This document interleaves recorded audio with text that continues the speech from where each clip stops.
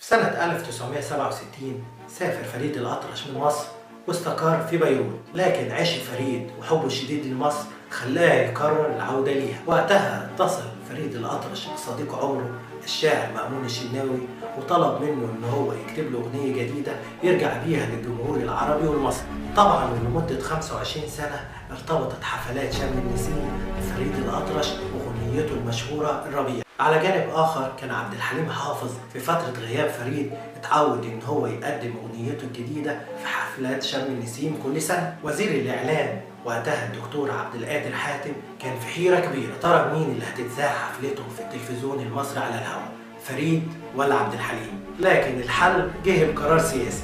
في فرح بنت السيد عبد اللطيف بغدادي عضو مجلس قيادة الثورة نادى الرئيس جمال عبد الناصر على عبد الحليم، واللي كان بالصدفة هيحيي الفرح، وسأله وقال له ليه يا عبد الحليم انت مزعل الاستاذ فريد؟ رد عليه عبد الحليم ولسه بيقول له يا ريس فريد قاطع الرئيس جمال عبد الناصر وقال له اسمه الاستاذ فريد. كمل الرئيس جمال عبد الناصر كلامه وقتها وقال له حفلة الاستاذ فريد هتتذاع على الهواء في التلفزيون المصري، هتتسجل حفلتك يا حليم وتاني يوم هتتذاع في التلفزيون. طلع وقتها فريد الأطرش على مسرح قصر النيل وأبدع في أغنيته الجديدة سنة وسنتين وكأنه ابن العشرين.